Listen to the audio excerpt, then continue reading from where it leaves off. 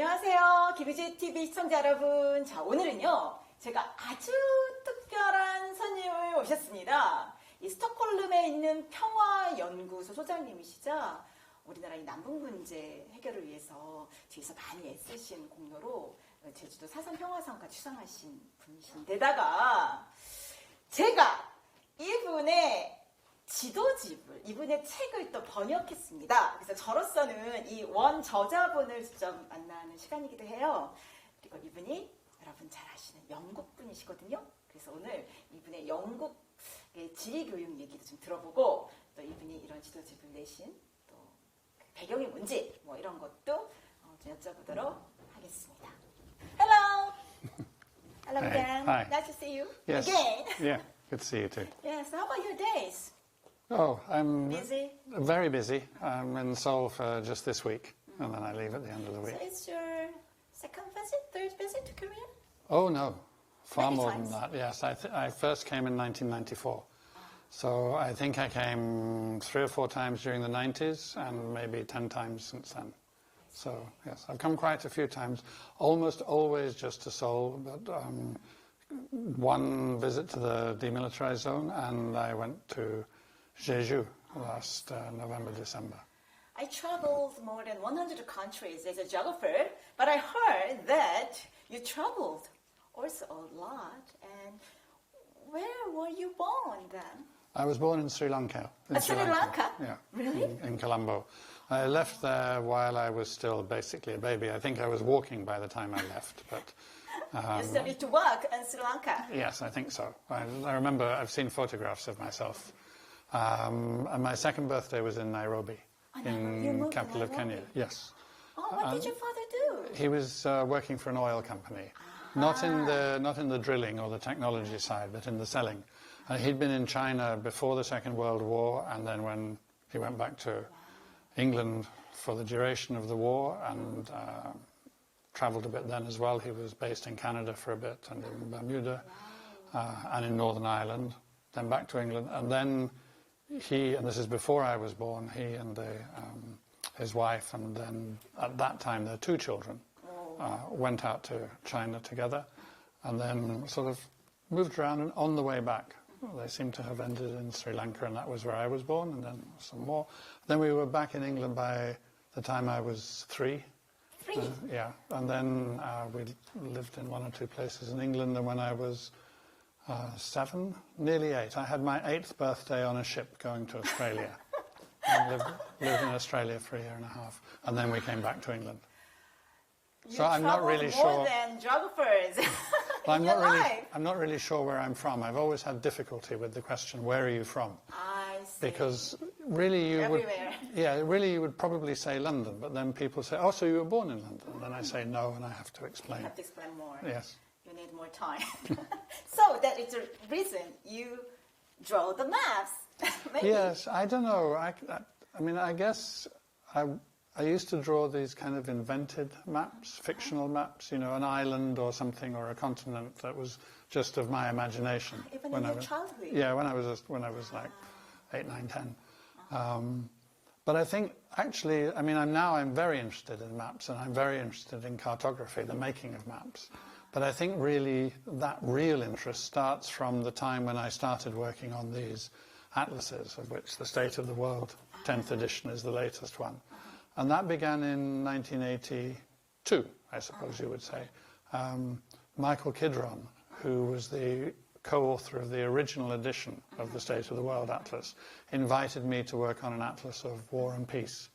And that was 1983 that was published.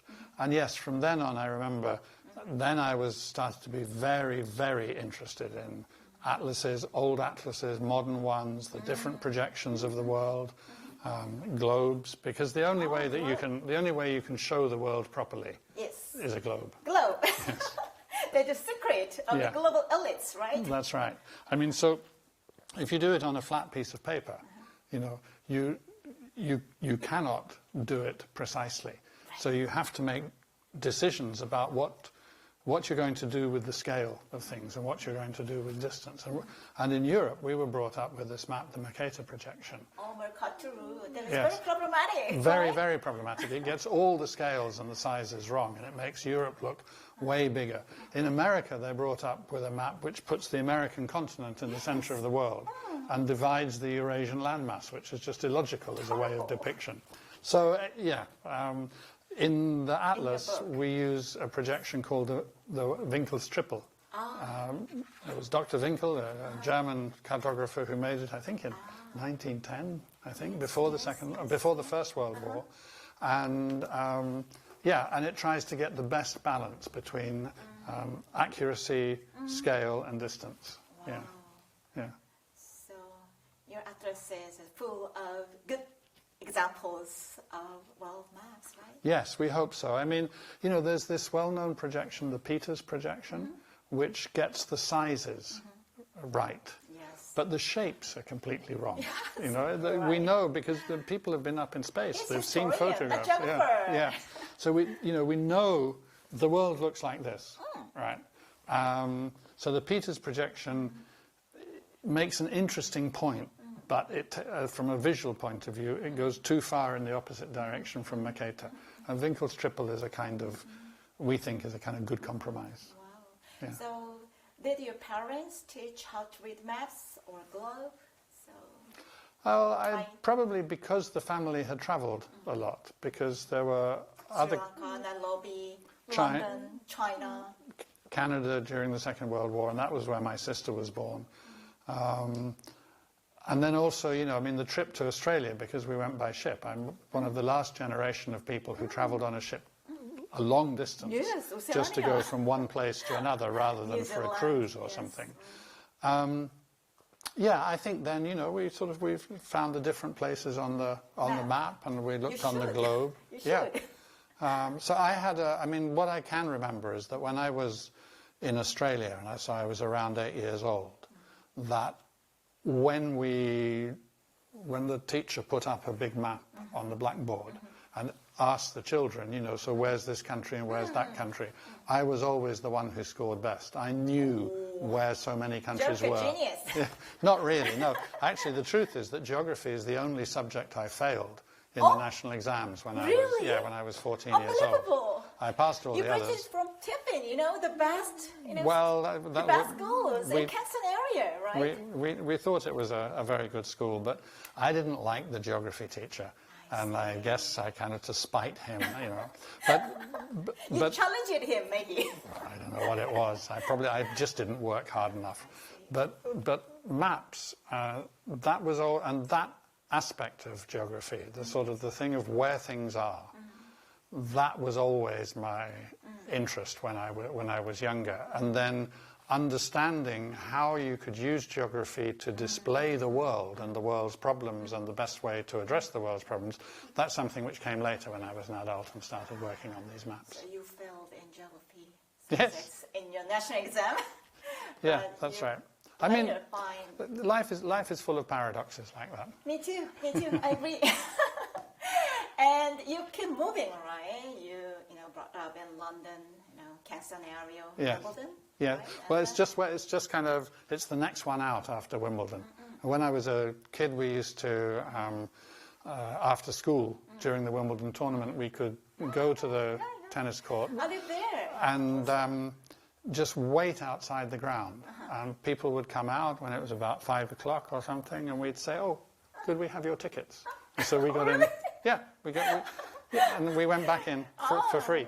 So you enjoy playing tennis? I enjoyed playing tennis as well, but I loved watching it and watching the stars and seeing it in real life No was golf? great. Just- No, there's one British time. people don't like. I don't know. golfing. There's plenty of golf courses, but the one time I tried it, it was a total Tennis. disaster. So see. I stopped. Yeah. And then you went to Cambridge. Cambridge, Yes. What was your major? Geography? No, English No. literature. Again? Yeah.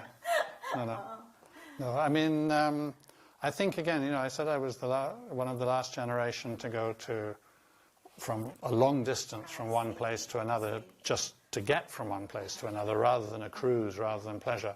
But I'm also one of the last generation that went to university and thought that the reason for the word university is that you get a universal education. So we really thought we could get a degree and then we could do what we wanted. I see. Rather than thinking, So kind of liberal education. yes, rather than a vocational one, rather than saying, oh, well, I want to be a historian, therefore I do history, or I'm doing maths because I want to work in the National Statistics Office, or I'm doing a business degree. So education wasn't functional. Education was in order to be educated and to be able to understand the world. So I learned how to read and write, and then that led to other things. And finally read the maps, right? Yes, so finally I got What there. is the status of geography department at Cambridge? I don't know. I think it's quite big, isn't it? But Yeah, I mean, huge. yeah, and powerful. with a good reputation, with a lot of international standing.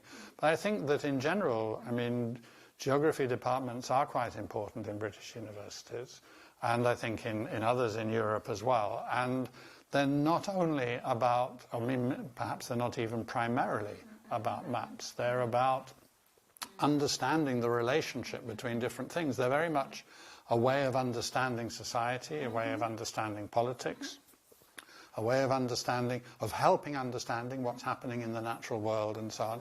So it's not just about, where a place is and what the population is, but it's about the real issues which are going on in those places. Right. And after graduating from university, and where did you go? Or Where was I living? Yeah, you I lived in London, in East and North London, so Hackney and Islington. Hackney. Oh yeah. Oh, at the time, it was very hip. Well, when I was living there, it was not hip, not in the slightest. There were areas where, as a young adult male, I would not go in the evening because I thought it was too dangerous. Yes, and at the time. And it's those areas now which have lovely little boutiques and wine bars. Gentrification. Yes, exactly. It's everywhere. It's everywhere. And yes, so anyway, so I lived in London, and then when I wanted to buy a house, the housing in London was too expensive, so we moved to Brighton. Oh, Brighton. Yeah. Wow, Brighton is a very charming city. It's beautiful. Yeah, beautiful and very liberal. And the founder of Body Shop, Anita Loddick. Yes, that was right. That was her first shop there, and invested there, Yeah, that's right. Apparently, one of the kind of main colours for Body Shop is green because the shop, when she started, had some mould on the walls, and so she painted the walls green in order to cover it up. That's the story that they tell in the print media, anyway. And they should recycle their bottles because they are, they don't have enough money. No, that's right. To buy new yeah. ones. So everything was, yeah. Oh, interesting. Yeah. And then I found that you moved to Norway and Yeah. some other, cities in the world. So I lived for a short period, just a few months, in the US as well during the In 80s. the US, which city? Well, not a city actually. It was in West Massachusetts, so it was Amherst, where there's Academic city. Yeah, exactly. And then in '93, I moved the family to Oslo because I got a nice job there, director of the Peace Research Institute in Oslo, and then came back after 10 years to London and lived there for 12 years, and then I moved to Stockholm. So again, I keep on having trouble with the question, where are you from? Because now I'm from Stockholm. But really originally I was from Sri Lanka. Sri Lanka. But in between I was from London. So, Long story, right? so well, I have, my story is full of geography. Yes, right. Tell me about some cultural differences between UK, Norway, and Sweden, because we Koreans have some fantasy about Nordic life, and we think they have some similar culture, but I experienced the differences among them. So you can tell me the story, including food, lifestyle, or furniture, or whatever. Well, I think that I first experienced this idea between Britain and Norway, and now I've found it's even kind of sharper, in a sense, between Norway and Sweden. And the thing is that the difference, when you move from Britain to Norway, you're a white male of a certain age, and you move to Norway and you meet other white males of a certain age. Look like me, I'm tall and blue-eyed and fair-haired, like so many Norwegians are. The children looked similar to the children that they met in school, and so on. And many, many things are easily recognizable, and lots of Norwegians speak English very, very well. So you could say that the differences are not very wide. But what I experienced was that they're very deep. So it's a little bit deceptive. It means that as you live there more, you realize how different things are. How different, I mean, the body language of people is different. The way that people relate to each other is different. What they expect from relationships can be rather different. In London, and in fact I think in all of Britain really, maybe London is one of the coldest places, I mean in human terms, in Britain. But in London, nonetheless, you tend to engage with people, with strangers, whom you meet in the street or on the tube or on the train. You exchange a smile or a joke or something. And in Norway, you don't. Yeah. You keep your own distance. You keep your own space. And it's a little bit the same, especially in Stockholm, in many parts of Sweden. The odd things like food, you know, the timing of the meals in the day is different. But one of the big things is to do with time. So if you invite people to dinner in England, and you say, first of all, you say maybe it's 8 o'clock, come for dinner at 7:30, let's say 7:30, and you fully expect your guests not to turn up until about 10 to 8, right? There's even an expression for it, being politely late. Yes, right. Right? In Norway, the first time that my partner and I had a dinner party, first of all, it has to be earlier. They don't like it as late as 7:30 or 8, so 7 o'clock was the compromise, but they would probably have preferred to be invited even earlier. And at about 5 to 7, there was a knock on the door and the first guests arrived. And as he came in, he said, well, I know we're a little bit early, but it's better to be early than late, isn't it? And no, it's not. We're not quite ready for you. It's much better to be late. And that's the same with Sweden. In Sweden, they like to be on time. Yes. And this idea of being politely late just seems ridiculous to them. I've tried to explain it. But so there are all these sorts of little daily differences. I travel now to work on a commuter train in Stockholm.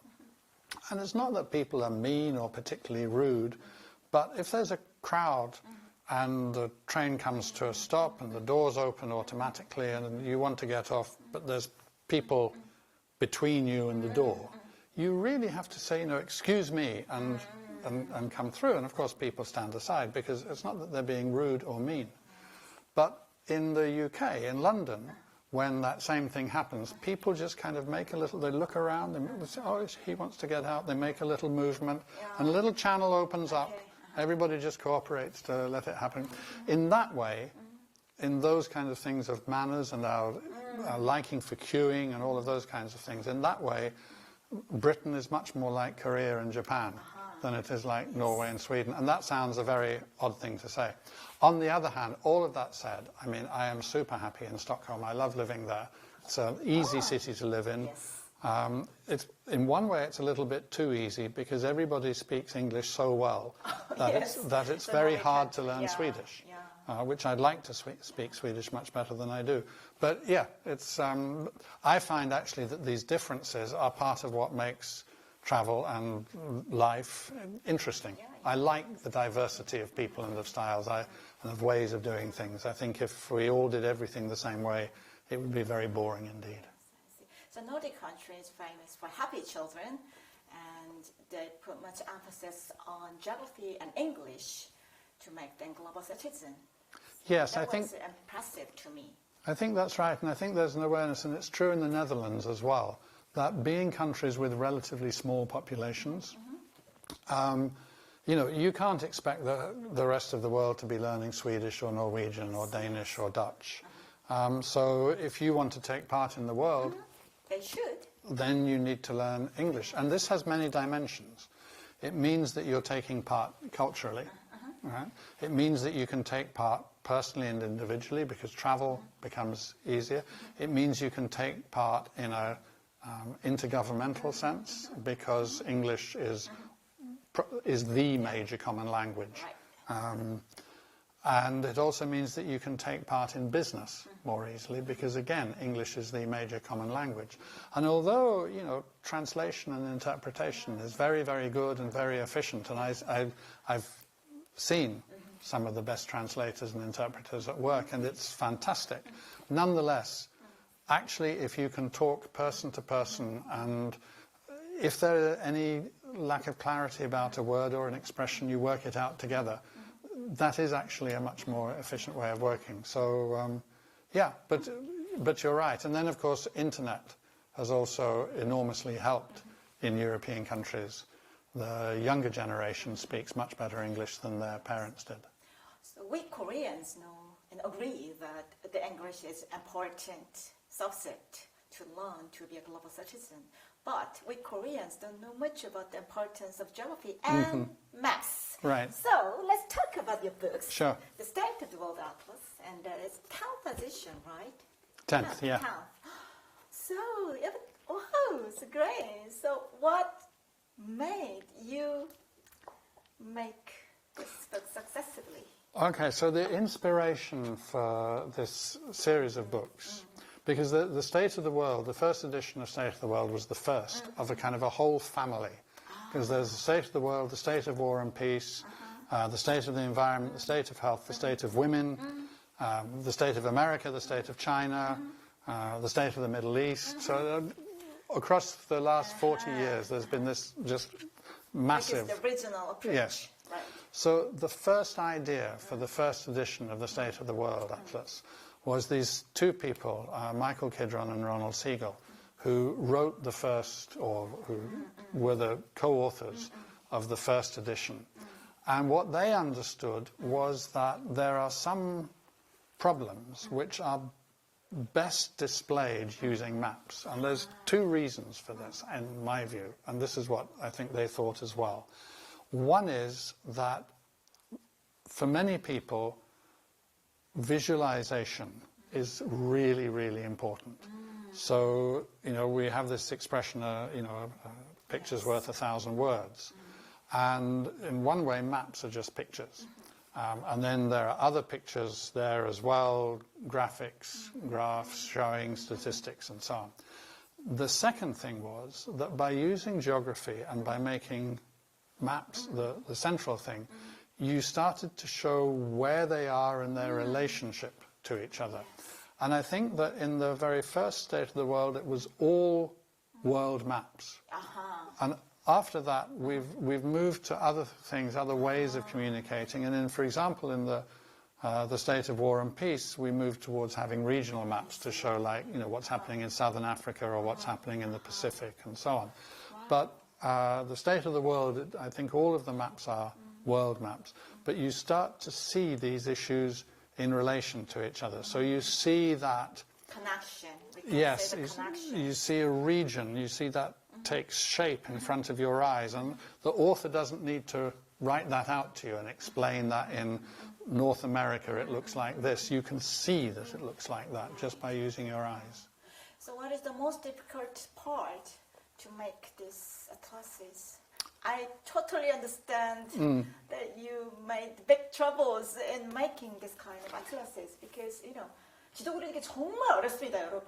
진짜 어려워요, 좋은 지도를. 근데 이 지도가 거의 100몇십 개가 들어가 있거든요. 그래서 제가 이건 특별히 여쭤봤습니다. What is the most difficult part to make good atlases? Oh, I'm not sure that there's one thing which I can really pin down. I mean, I think one part of this is the research. There is so many facts, there's so many different issues. I mean, we have a lot of basic information in there about demography, population growth, where people are, about literacy rates, and so on. And then we have a lot of information about economy and society, a lot about government, how government works, a lot about war, peace and insecurity, the state of the health of people worldwide, and the state of the environment. And those 5 issues, you know, prosperity, power, peace, health of the people and health of the planet. Those are the decisive problems that we face in the world today. So then I think that the real problem is not getting any one of those right. It's getting the balance clear between them. It's orchestrating, right? And orchestrating the data. And then having some kind of narrative that comes through with that. What is the story, or what is the picture that we're presenting about the world? Because you can focus onto, I mean, there are so many problems. You can just focus onto those problems in the world, and then people close the book and they say, well, thanks a lot. And visualization is another professional field, right? Yeah, and so I think that what we want to do is, because it's visualization, but also because of the order in which we put the maps and the way in which we unfold the topics, to try to show that even where there are problems, there are potential solutions right there. There are things that can be done about the environment, about human rights, about lack of prosperity, about peace. At the moment, I'll give an example with that. At the moment, for the last 10 years, the security situation in the world has been getting worse. Right? The world is getting riskier and riskier, right? So there's twice as many wars in the second decade of the century as in the first, twice as many people dying in war. There's the number of refugees in 2010 was about 40 million. Now it was 80 million in 2021. Now it's even higher. And so, it's getting bad. And you can just, so we just depict that. Or we can point out that in 1990 there were 50 armed conflicts, and by 2010 there were 30. We can point out that military spending was 1.5 trillion US dollars in 1990, and by the end of the 1990s it was about 1 trillion, which is still a lot, but it's a peace dividend. And we can point out that more peace agreements were made in the decade and a half after the end of the Cold War than in 200 years before that. Right? So you can show that we found a way to resolve these problems. Now we've slipped, but the fact that we found a way before means we can find a way in the future. So what's the story that we're telling? That, I think, that's the hardest, but it's also the most rewarding part of that atlas, when we feel that we've done something close to getting it right. One good map tells more than Absolutely, but 1,000 words. One good map tells a whole lot. An extra little bit of text and a graphic and something tells some more about that same problem. And then that juxtaposed to another one, as you read on through the atlas, that tells you even more. So the maps are very important, but I wouldn't I don't think that the maps speak purely for themselves. They say an awful lot, but then we need a little bit more. Because it's not just geography which is the problem here, Jay, it's also history. People find it hard to think in the long term, to see the trend which is unfolding, and from that to see what... The evolving process. Yes, we that's right. Pay attention to that. We tend to think about events, right? But there are some origins. There are origins, and there's a process which explains how we got here and tells us what our options are. Yes, that's right. Of evolving, right. And I think, again, that the idea of the atlas, the map shows you one kind of pattern, and then we're also using history show another kind of pattern. And it's about, wherever you are in the world, physically located, you're in a geographical and a historical context. And yet, sometimes you can feel that our education systems don't help us very much to grasp that two-dimensional context that we're in. Yeah. And your book has published in many countries and different languages. And where your atlas is most popular? I'm not really sure. It sells pretty well in the United States. Oh, United States. Yeah. Whoa. Yeah, because the US is notorious for a lack of geographical sensitivity. That's true. I think that the thing is that the USA is so big that there are so many people then who recognize that problem and who are therefore interested. And I think the atlas gets used a lot in the last year of high school and in some US university foundational courses. It's also they've sold quite well over the years in the UK. I think the French, German, the Nordic translations have been good. The Japanese translations have been quite successful. Even Japanese? Yeah. Wow, yeah. I see. So I'm happy to see. Well, and I'm really happy to see the Korean edition. Yes. Yeah. And what is the most important map? Oi, Yes, in Korean version, you can recommend one map. one map. Koreans should read this map. You can recommend, maybe. I'm not at all sure. That's too much of a challenge for my simple mind. Look, the thing is, as I said, I think there are these 5 big problems, Yes. right? So if you're thinking about the prosperity issue, is it the question, do you think inequality is the big part of that? Okay, there's an inequality map. Wow. But maybe you think that really the problem is corruption, because there's a couple of $1 trillion hidden away in tax havens around the world. So, okay, there's a map about corruption. But perhaps you think that power and politics is the real source of it. And maybe, for example, the extreme underrepresentation of women in politics and in government. There's a map about that. Yes, your book also showed the kind of feminist dimension, Yes, right? The women's yeah. atlases. And this one is the general atlases. Yeah. And this is women's That's atlases by another author, right? So the state of women goes much more into the situation of women, but we also cover that in much more kind of superficial and quick way General in way. the state of the world. Or maybe you think the big issue is war and peace, and in that maybe you think it's the nuclear dimension, or it's maybe how many people. Well, there are maps on that. The forefront of, Yeah. you know. And so on. I mean, perhaps, with the pandemic, right? Maybe the real issue is the health of people and how to understand that. Well, there's a map about the DALYs, the Disability Adjusted Life Years, which is a good way of understanding how successful health systems are worldwide. Or mental health. We've got maps about that and about the really low levels of investment in looking after people's mental health. And then, of course, there's the environment. So we have maps which look at climate change and biodiversity loss, and also at action to protect the environment. So, yeah, I'm sorry, my answer is I do not know which is the single most interesting map. Maybe it is a Korean who is really interested in geography, like yourself, who should say which is the single most interesting map from a Korean 여러분들 perspective. 찾으시면 됩니다. You can find your own maps. Yeah. Which is interesting and meaningful to you. 자, 지금부터는 우리 댄 스미스 소장님이 이번에 방한 목적이기도 한데요. 이 environmental peace, 그래서 평화의 환경.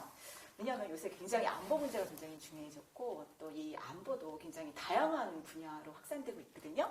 그래서 이분이 지금 이 글로벌 이슈 중에서 가장 위협적인 것은 무엇인지 그리고 그래서 어떻게 지도와 함께 풀 수 있는지를 우리에게 설명해 주신다 그래요. 약간 글로벌 이슈 특강 같은 느낌? 네, 그래서 여러분 한번 우리 댄 스미스 소장님의 말씀을 들어보도록 하겠습니다. Hey Dan, yes. Environmental peace, right? Security in a new era of risk. What does it mean? Well, we face 2 crises, both of which are long-running and have been developing. One is the crisis of security or of insecurity, which has been worsening for many years, but has kind of exploded now with the war in Ukraine. And then the other one is the environmental crisis, in which climate change is at the forefront of attention, but there are other elements of it as well. Catastrophic loss of biodiversity, what the natural historians are calling the 6th mass extinction of all time, with loss of species going on now at rates which are hundreds of times faster than ever recorded in history and prehistory. Also the loss of biomass, the loss of insect life, which means that those little creatures that pollinate our crops, they are declining in number as well, so food insecurity becomes an issue. Yes. And then air pollution. Outdoor air pollution kills more than 4.5 million people every year. Very serious. Chemical pollution, plastics pollution, water insecurity, land contamination, and so on. So we have these 2 crises. Now, the thing about it is that these 2 crises are interlinked. There are many places where changes in the natural environment, because they lead, for example, to drought, makes it impossible to carry on for people to carry on living and growing their crops.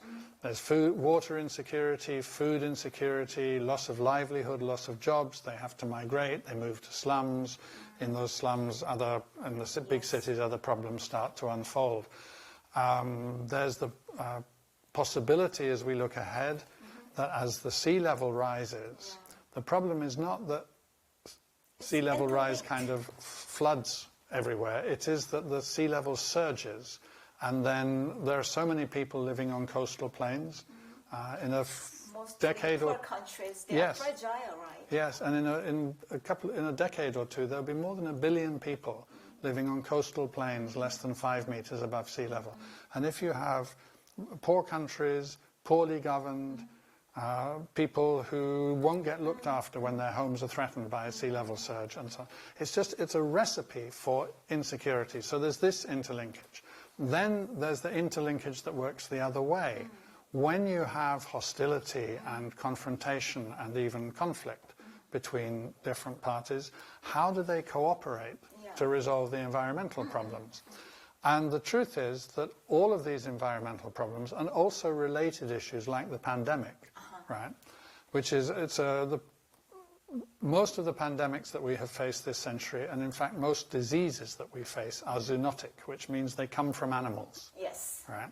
And the reason why they come from animals is because of the environmental pressure that we put. Right? Yeah. Because we're using so much land. They're losing their bond to live. That's survival. right. So exactly. They have no other way to go out. You know? That's right. So we've become very, very close, and we weren't designed to live very, very close. So if we see the map, read the maps, then we can have the critical factor. Yes, and you see how these things come together.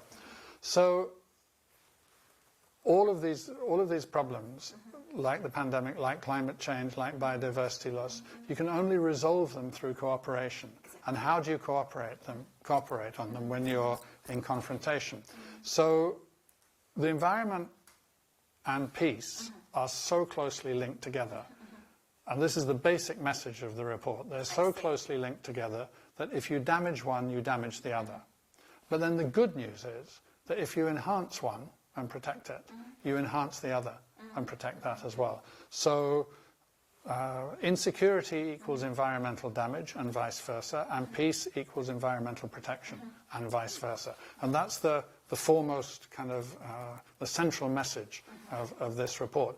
And I think that in the State of the World Atlas, there's a whole section which is about the health of the planet. Exactly. And one of the interesting things to do as a kind of exercise, and maybe this is a kind of educational exercise, either people with their children or in schools and classes, is to look at the maps that you find on the environment and to kind of overlay maps that you find on other things, like on poverty, like on imbalances of power, and especially on conflict. And you put those together, and it's all there, and it's all very visual.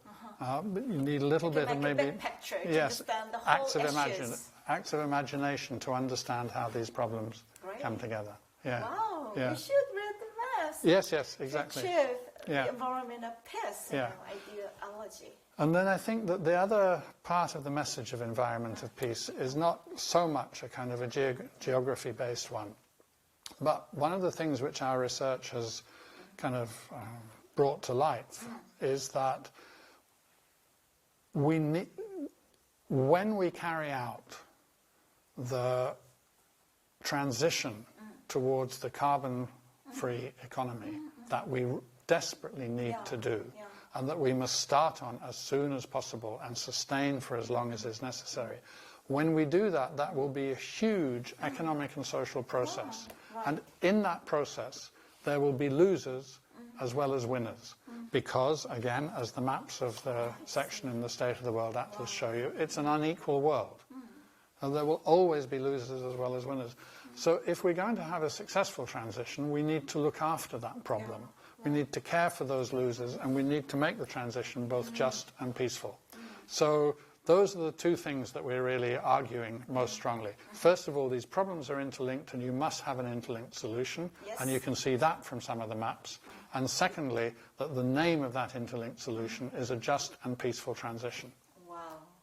And the maps, have some power to make the world into wind, I think, like I said earlier, whoever you are, wherever you are in the world, wherever you're physically located, wherever you're socially positioned, you are living in a historic and a geographical context. Right. And if you don't understand the historic and the geographic context that you're in, and to understand the geographic context, it's kind of like saying you need to understand where you are and where you're not. Yes. You need to know where you are, the where world your is neighbors complex. are. That's right. And it's big and it's around you and you're within it. If you don't understand those two things, you're disempowered. There's really not so much you can do to change your situation for the better if you don't understand the context of your situation. So understanding geography is a kind of fundamental part of consciousness and understanding in an increasingly interlinked world. Right. To be a citizen of Korea today, to be a citizen of the UK, let alone to try to think of yourself as a world citizen, needs you to be understanding geography. Yeah. And your atlas is I heard I heard this. Let me show you. And this State of the World atlases are popular in many countries, and you must have some good feedback about the book. So what the feedback is? Could you introduce?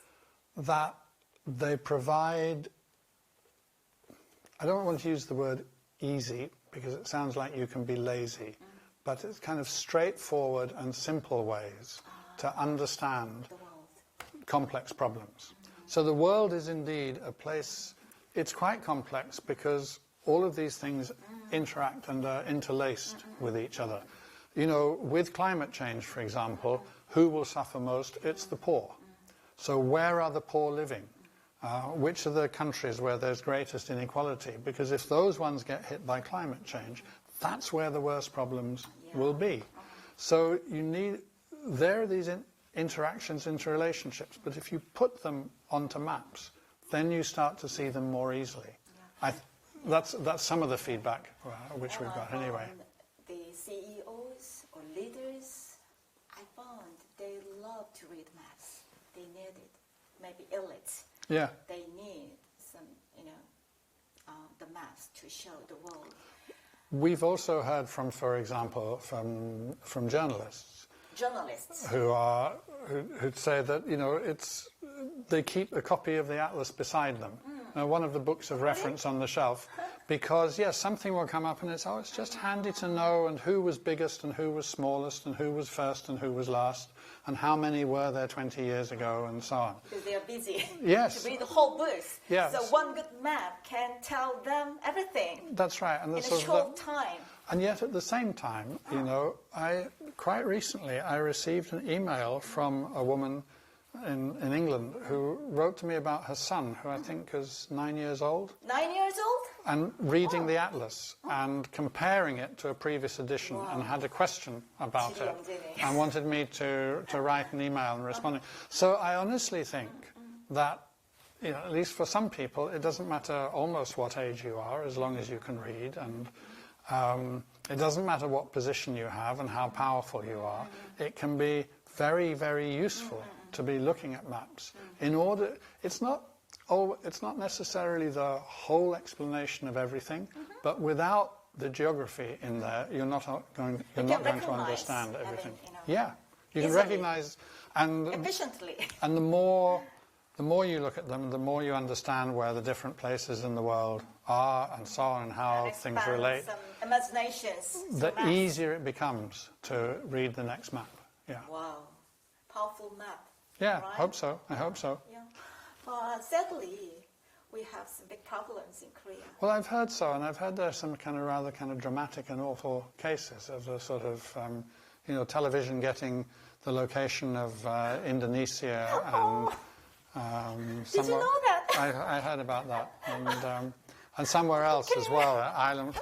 What I want to say to make Koreans feel better about this is that the year before the Falklands War in the UK, there was an opinion survey done that asked people, where are the Falkland Islands? And 80% of the respondents said they're off the northwest coast of Scotland, which is a sensible enough thing to Even say. British people? Oh yeah, for sure. Oh, they are illiterate geographically? Well, it's a sensible enough thing to say because Falkland is a Scottish word, right? There's a place it in sounds like Scotland. there's a the place place in names. yeah, there's a place in Scotland Yes, called yes. Falkirk, so Falkland, probably off the northwest coast of Scotland. The following year there was the war after Argentina tried to invade and take over the Falkland Islands, and the percentage of British people who thought it was important to fight and hold on to those islands was 80% as well, right? So it's not only in Korea that and in England we do have geography being taught in the schools and so on, and there are big geography departments in the universities, and they are very important. But yes, I think that you really need to look after basic geographical knowledge and awareness. Continuously, yeah, right? Yeah, all the time. From yes, it's super important to know. If I'm talking about Italy, probably everybody knows that's a European country. So if I'm talking about Bhutan, does everybody know where that is? If I'm talking about Paraguay, what's the biggest coastal town of Paraguay? Well, there isn't one because it's an inland country. What size is the ocean-going navy of Switzerland? Well, it doesn't have one because it's an inland country. And there have been all kinds of cases and examples where Mauritania, is that like next door to Romania or near North Macedonia? So no, it's an African country. To understand the world. Just it's completely basic. Just it's know, the basic thing. know roughly where these places are. It's not, I think if you ask even geographers to hand draw a map of the world, you'll find a lot of interesting oddities, of the size of the different. So it's not to have, kind of a detailed, precise professional knowledge, but just to have some basic general knowledge about where places are and what's big, what's small, what's rich, what's poor. Before tackling the global issues, we should be prepared. We should know the basic things to act I think so. in the right direction. Yeah, Right? I think so. I think it's part of basic education to know that. And that way also, any country that wants to act on the global stage should have a capacity to understand what that global stage looks like. Yeah. So in Korea, maybe who will need your book most? You can recommend? Who should read this book? Well, I guess I think everybody should, but I would say Especially. I would say especially those who are involved in education and communication. Education and communication. Yes. Journalists? Journalists, in communication I'm thinking of journalists, and in education I'm thinking probably of middle school and high school teachers and university professors as well.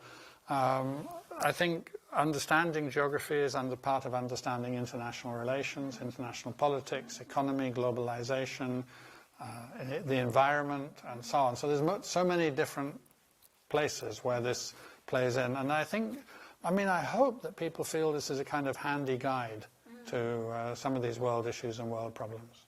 Okay. Thank you for your comment. Thank you for your time. 여러분, 제가 왜 지리문맹 탈출 운동을 하는지 아시겠죠? 정말 모든 글로벌 이슈를 이해하는 데 있어서 지도는 가장 기초가 되는 것이고 얼마나 정확한 좋은 수를 보느냐가 여러분들이 얼마나 효율적으로 여러분이 원하는 것들을 이루는데 이것이 얼마나 중요한지를 여러분들이 아마 오늘 이 댄 스미스 소장님과의 말씀을 통해서 여러분들이 이해하실 수 있었을 겁니다. 다시 할게요. 자, 여러분들이 이 지도를 통해서 세계를 보면 세계 문제, 복잡한 문제가 단번에 파악이 딱 되고 또 여러분들이 각각 보고 싶은 보건의 이슈든 환경이든 국제 정치든 그 파트를 딱 찾아서 거기에 맞는 지도를 보면서 여러분들이 계속 생각을 발전시키시면 여러분들이 그 분야에 정말 정통한 전문가가 되는데 굉장히 힘이 될 것 같습니다. 오늘 이 댄 스미스 소장님과 함께 제가 이렇게 지도에 대해서 이야기를 나누니까 제가 막 힘이 나는 것 같아요. 한국에서는 제가 아무리 얘기해도 들어주지 않는데 우리 댄 스미스 소장님은 저에게 정말 좋은 어떤 추억도 되고요. 제가 직접 이 책을 번역을 했으니까요. 뿐만 아니라 또 제가 계속 이렇게 지리 교육을 여러분들께 알리고 또 열심히 연구할 수 있는 그런 이제 동기부여도 좀 제가 된 것 같습니다. 저 너무 오늘 감사했고 여러분들 이 책 그 Environmental Peace는요 여러분들 다운로드 받으실 수 있어요 무료로. So we can download the whole book Yes. free. Yes, Free completely download. so. Yes, 여러분들이 이 책은 그냥 무료로 다운받으실 수 있고요. 지금 세계 책은 뭐 되게 두꺼워요. 정말 많은 책들이 들어있는데 많이 비싸지 않으니까 여러분들 친구들에게 선물로 주시고 이 지도에다가 여러분들이 이렇게 좀 표시도 좀 하시고 이렇게 붙이시고 나만의 지도를 좀 만드시면 좋겠어요. 전 여러분. 그래서 오늘 어떻게 지도를 읽는지도 제가 또 배우도록 하겠습니다. Thank you for your time. You're welcome and thank you.